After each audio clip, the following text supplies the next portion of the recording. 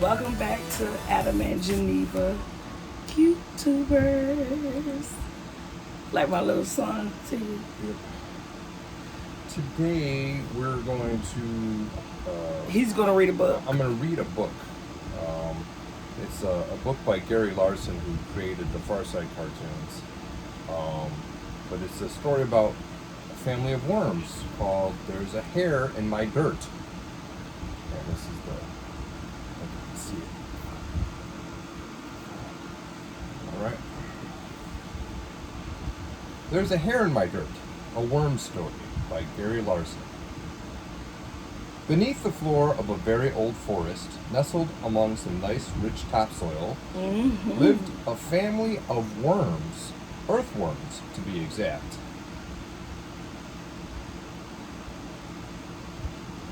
They had just begun to dine when the little worm, staring wide-eyed at his meal, suddenly spit out his food and screamed, "There's a hair in my dirt! There's a hair in my dirt!" Oh my god. And sure enough, there it was, plain as day. They could all see it.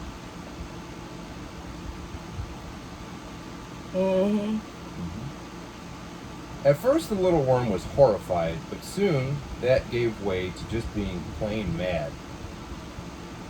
"I hate being a worm," he screeched, his tiny body trembling. "We're the lowest of the low, bottom of the food chain, bird food, fish bait. What kind of life is this anyway? We never go swimming or camping or hiking or anything. Shoot, we never even go to the surface unless the rains flood us out. All we ever do is crawl around in the stupid ground. Oh, and how can I forget? We eat dirt. Dirt for breakfast. Dirt for lunch and dirt for dinner. Dirt, dirt, dirt. And look, now there's even a hair in my dirt. The final insult. I can't stand it any longer. I hate being a worm." That worm is complaining too much. Yep. He better be thankful for that dirt meat. Right. And the mother worm, it shows the mother worm saying, "Maybe I should have added some oregano." But anyway. Oh my Okay. god, oh my god. And with that, the little worm slumped back in his chair, exhausted by his outburst. Mother worm, an expression of concern on her face, looked from her pouting son to father worm. She had constantly tried to make their home as cheery as possible, even going so far as to always putting silverware on the table, despite the fact that none of them had arms. But father worm, a proud invertebrate and a learned member of the Anadelia phylum, even with his small rudimentary brain, was glaring at what he considered to be an ungrateful and ignorant son. "Well, well, well," he said, breaking the awkward silence. "Let me get this straight. Not only is your mother's dirt not good enough for you, but you feel being a worm isn't exactly a charmed life, eh?" A strange glint fell across Father Worm's eye. "My boy, I think it's time I tell you a story."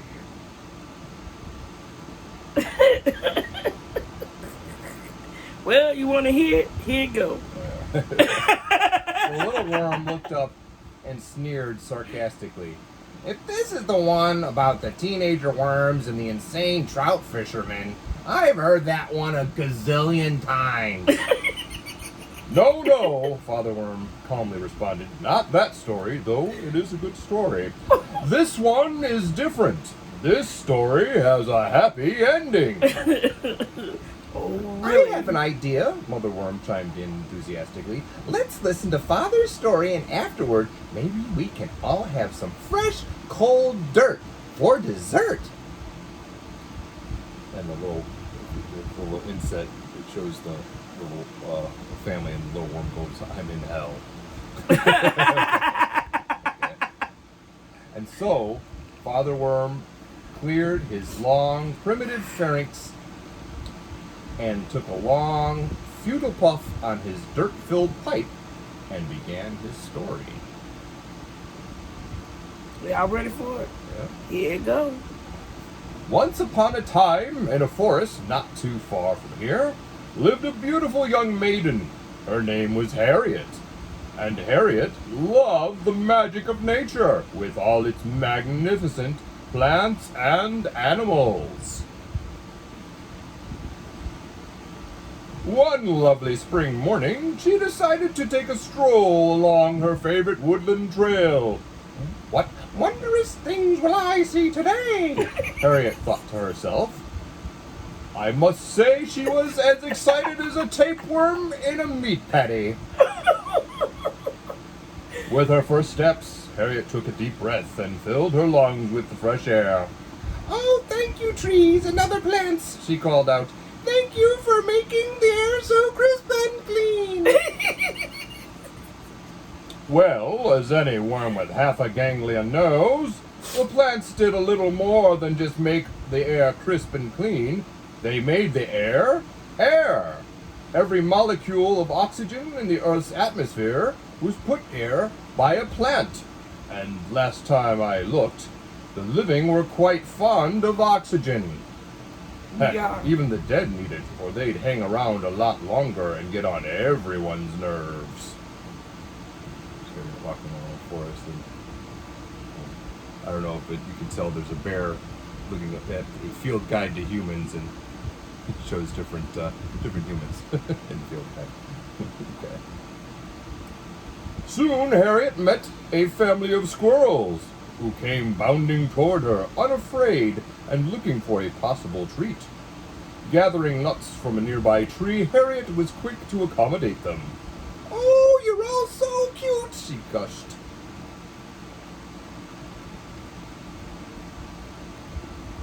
To be sure, these fuzzy creatures had that cute thing down real good. Regrettably, you see, Harriet was feeding gray squirrels, a large aggressive species that had been introduced to this forest and were taking it over from the native red squirrels, a smaller, more timid species. All squirrels are rodents, but in the wrong place and time, some are rats.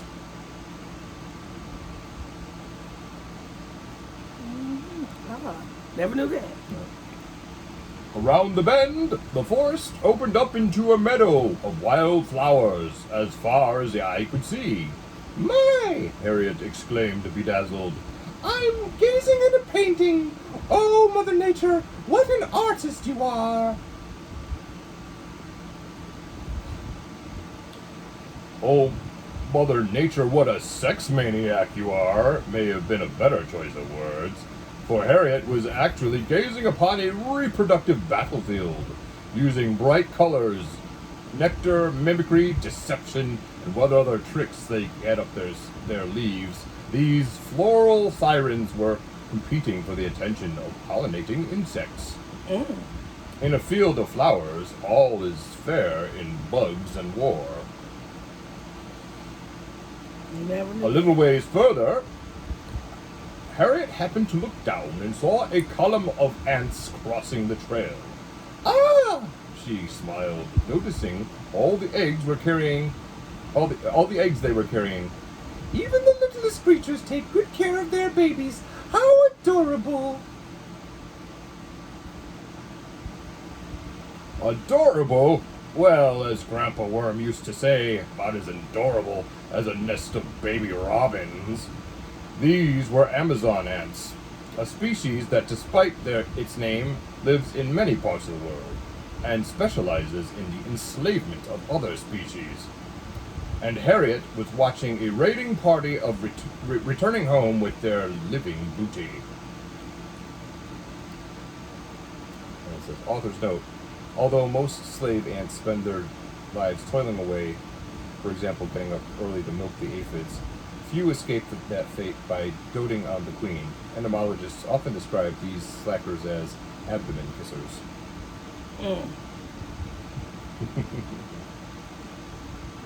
As the trail widened and the trees thinned out, Harriet heard a rumbling sound. Looking up, she spied a familiar truck heading her way. She immediately recognized the ruggedly handsome and rosy-cheeked character behind the wheel. "Hello, Lumberjack Bob," she called, waving with happy excitement, knowing him to be a gentleman with a quick smile and a big heart.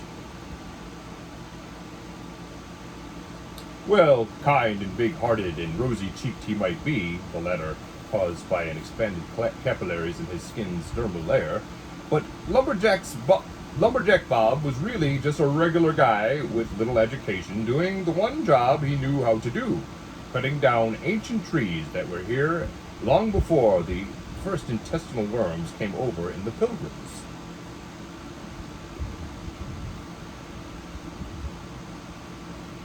Harriet then heard a magical sound from the canopy of trees above. "Oh," she cried skyward, "listen to the songs of those happy, happy birds." Well, if those birds were happy, may the garden gods cut me in half with a rusty shovel. Birds sing to communicate, and what they were communicating was mostly an array of insults, warnings, and come-ons to members of their own species. In fact, all baby birds are taught by their parents not to even smile, or their beaks will crack. And it shows the birds, "You talking to me? Talking to me? Get out of here! Get out of here! Get out of here!" The different birds and stuff. All right. "This story is for the birds, if you ask me," the little worm interrupted suddenly. "Some lady taking a walk in the woods? Oh, I can't stand the excitement. If you have to tell me a story, could you at least tell me one that's kind of exciting, like Mr. Dung Beetle finds his field of dreams? Now that's a cool story." It shows the dung beetle looking at cows standing grazing in a field. Excuse me. "I'm telling you this story," said Father Worm, rather testily. "So just put a fishhook in the mouth of yours and let me finish. Now, where was I? Oh, yes.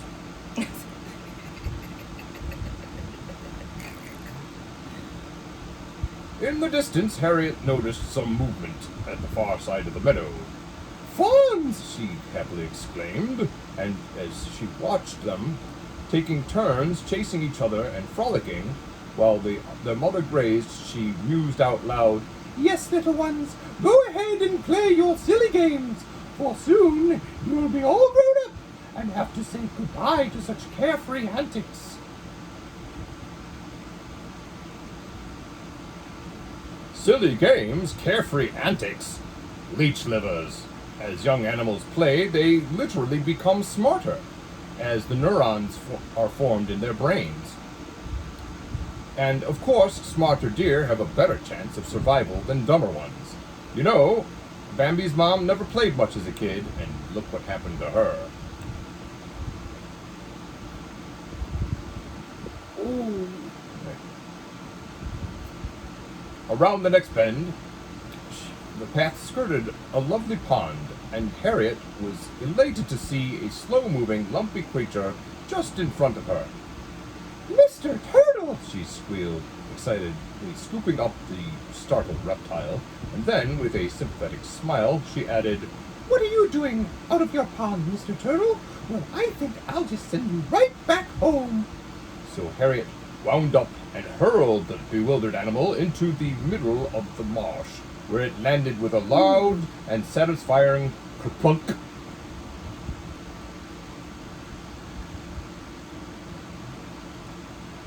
Well, unfortunately, Mr. Turtle was not a turtle at all, but a tortoise, and while turtles are well adapted for aquatic life, their land-dwelling cousins never even evolved into decent dog paddlers.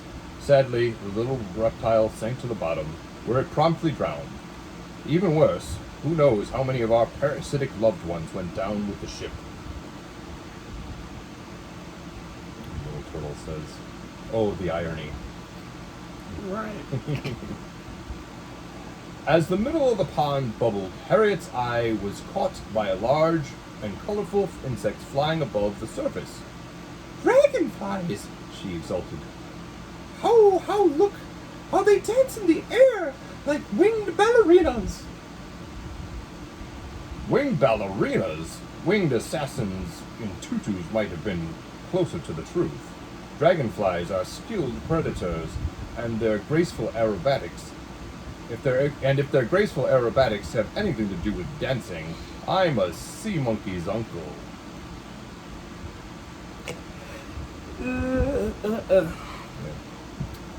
Harriet thought she saw something move in the tall grass near her feet. Dropping gracefully to her knees, she almost put her hand on a small slug that was wandering by. Recoiling in disgust, she cried, "Stay away from me, you slimy little thing!" And then, seeing the real object of her desire, she lunged forward and came up with her prize. "Hello, Mr. Frog," she said, laughing. "Should I kiss you and see if you turn into a prince?"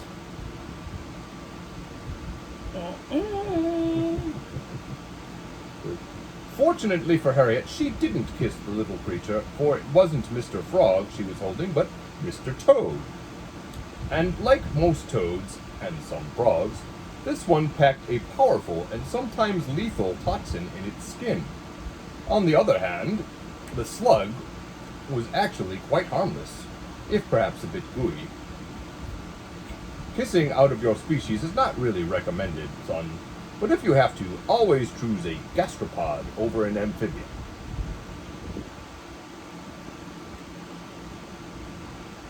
"Ernie Johnson!" Mother Worm suddenly blurted out.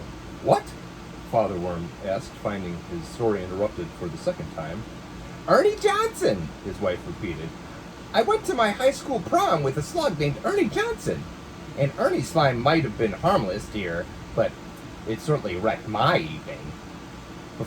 Before the night was over, I was wishing I had brought a salt shaker." "Well, what made you fall for Dad?" the little worm asked. He's slimy too, isn't he?" "No, not exactly," Mother Worm replied. "Your father has always been more on what I'd call the sticky side." "May I please continue?" screamed Father Worm. "That is, if the two of you are through discussing the viscosity of my mucus." Releasing the frog, Harriet continued on her way. The trail soon brought her to the edge of a small river, where she saw a most remarkable sight. Large, hook-nosed fish, and their red scales shimmering in the sunlight, were struggling to get upstream. Salmon, she joyfully declared. "Looking for their spawning grounds, I bet."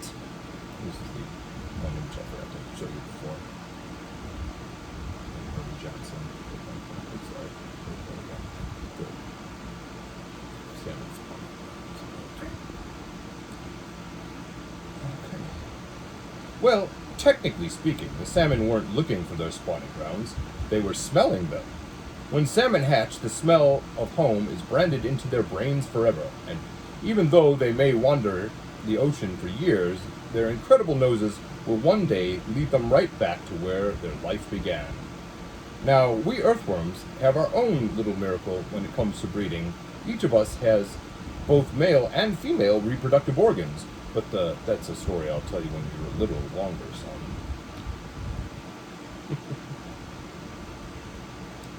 As the trees closed in on Harriet, the forest grew darker and darker.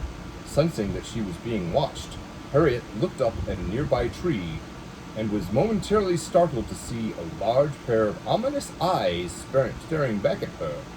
"Oh, I recognize you, Mr. Owl," she laughed. "And the fireflies," she gleefully cried as a group of the little insects suddenly swarmed around her. "They're the fairies of this night, enchanting the forest with their magical little lights." Ha! Did Harriet ever get taken in by one of the oldest tricks in nature's book? The old "I'm a scary creature with giant eyeballs" gag. You see, Mr. Owl was really a royal moth, an insect that uses large wing spots to mimic a much more frightening animal. Once scared the dirt out of me, And those fireflies, which really weren't fireflies at all, but beetles, were using a cold chemical process to produce light and attract potential mates.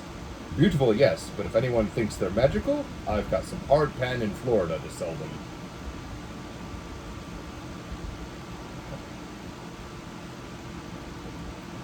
Soon our maiden was confronted by a sight that saddened her deeply. An immense tree as old as the forest itself was lying on the ground. "Oh, I'm so sorry," Harriet said, touching the fallen giant. "Such tragedy, such a waste. Oh, you poor, beautiful tree."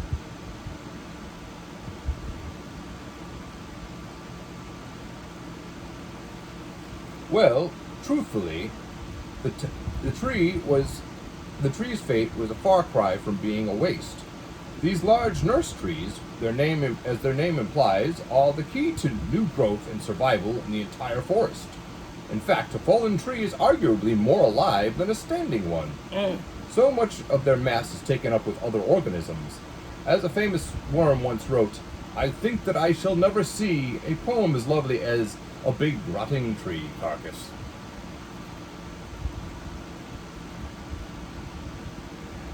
Harriet was suddenly surprised to come across a baby bird lying helplessly on the ground. She gently scooped up the scared little creature and searched for the nest in highest reaches of a nearby tree. "Poor little guy," she cooed. "Did you fall out of your home? Well, I'll put you right back where you belong." Climbing the tree, Harriet peered into the nest. "There you go," she said, placing the trembling baby bird alongside his sibling. "You two youngsters are back together again."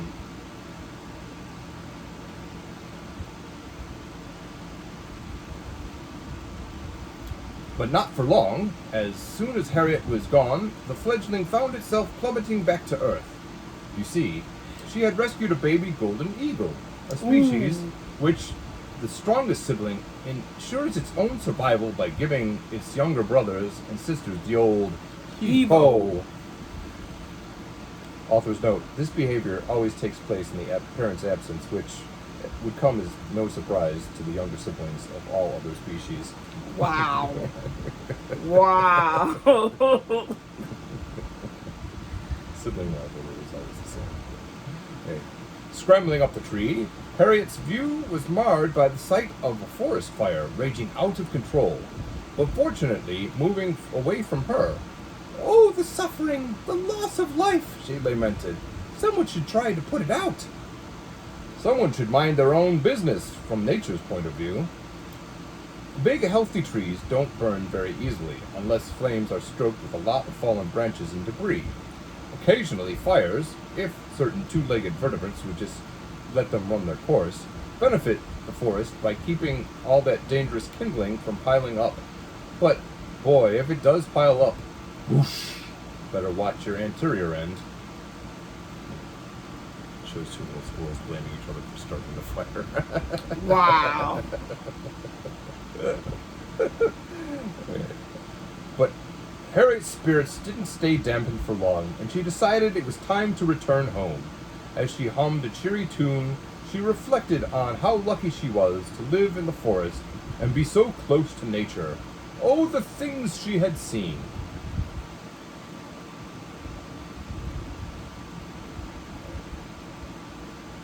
But then, without warning, Harriet came across something she didn't want to see. A sight that chilled her blood. What? I want to know. "A snake!" she screamed, and trapped within the serpent's coils, being slowly suffocated, was a small, helpless mouse. The poor creature, almost expired, was emitting faint squeaks. Its scared eyes seemed to meet Harriet's in one last look of hope. Acting quickly, Harriet grabbed a nearby stick and began striking the reptile repeatedly. "Take that, you dreadful thing!" Bonk. "And that!" Bonk. "And two more!" Bonk, bonk. Soon it was over. The snake was dead. Boy, was he ever. Catching her breath, Harriet reached down, gently removed the unconscious mouse from the snake's lifeless coils. And as the fair maiden watched, a miracle occurred. The little mouse stirred, He was alive! A minute later, he got groggily to his feet, looked up at Harriet, and wiggled his nose. Harriet beamed. As she held the little mouse in one hand, she wiped away a tear with the other. She put the little fellow down at her feet, where she quickly bounded off into the tall grass. Safe and sound, Harriet headed home. Good had triumphed over evil, and the forest was just a little bit safer for everyone. So I'm going to show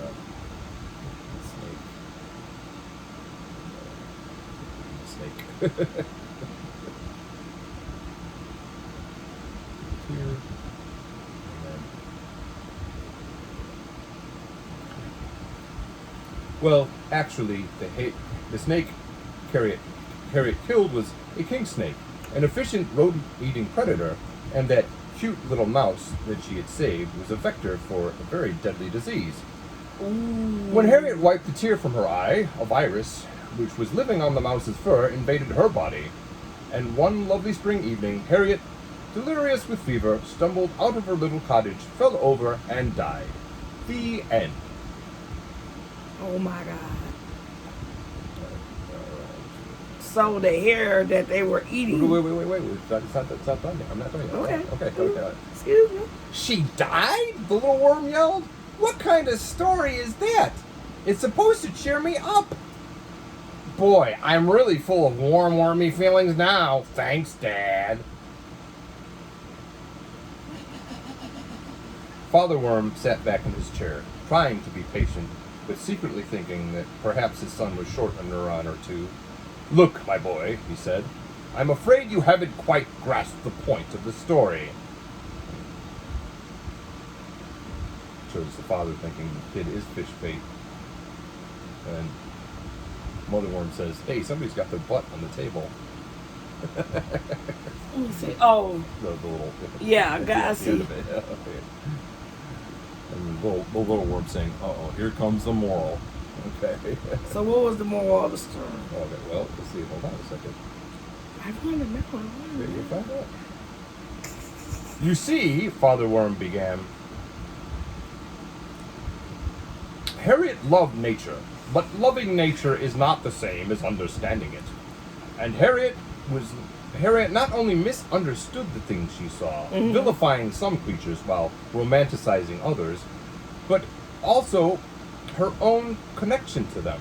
Father Worm paused, his eyes narrowing. Ah, connection, son. That's the fateful key that Harriet missed. The key to understanding the natural world. Father Worm sat back, stretched himself out to his full glorious 3.5 inches. Take us worms, for example. We till, aerate, and enrich the earth's soil, making it suitable for plants. No worms, no plants. And no plants, no so-called higher animals running around with their oh-so-precious backbones. He was really getting into it now. Heck, we're invertebrates, my boy. As a whole, we're the movers and shakers on this planet. Spineless superheroes. That's what we are. And since Father Worm didn't have a fist to bang down on the table, he just yelled, bang!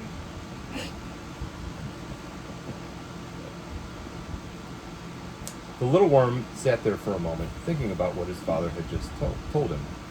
And it was true. He was feeling a little bit better about his lot in life, maybe even a little proud. But then he remembered Forgive something. me, y'all, for yawning. No, that's all right. Okay. But then he remembered something. He said, okay, I get it. Being a worm ain't so bad. But you're wrong about one thing. The story didn't have a happy ending. You said it had a happy ending. And then Mother Worm says, I love this part. Well, it does, replied his father. If you're a worm. Then he leaned across the table and his face was very, very close to his son's and said with a big grin, which brings us back to that hair in your dirt. Or should I say, Harriet? Mother giggled. Father guffawed, and the son frowned, then smiled, then broke out in laughter. And after they all stopped laughing, the little worm finished his whole dinner and went to bed and had the best dreams ever. Author's note. Well, truthfully, earthworms don't really talk around dinner tables complaining, telling stories, laughing, and so on. On the other hand, they do have a message for all of us. See you soon. Oh, wow. Yep. Well, thank you for sharing that story. Oh, anytime. It was funny. I'm sorry for laughing so hard and crying Yep. with tears, but it was funny. Yep. It's a fun story. So I hope you all enjoy the video and the story from Mr. Adam. Mm-hmm.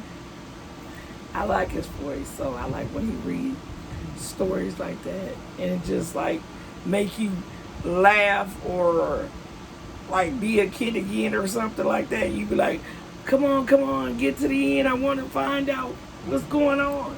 Right. So tell us what you like about the book. Oh, it's just a great story about nature and everything. I like the stories. It's written like a kid's book, but it's really meant to be. Yeah, it's really meant to be enjoyed by adults. But no, Gary Larson brings up some good points. Is that appreciating nature doesn't necessarily mean you're understanding nature. Right. So, yep. Well, we would like you to subscribe to our channel. So comment, like, and subscribe and share our video. Mm-hmm. All right. And thank you for stopping by and visiting us and just letting us talk to you. We want you to have a good night. Have a great day. Or a great day. Or a great morning. Whatever time in the world. Whatever time in the world y'all watching this. Or whatever time you feel like watching it. Right. Okay. As long as you watch it. Okay. So we will talk to you later. Come again. Bye-bye.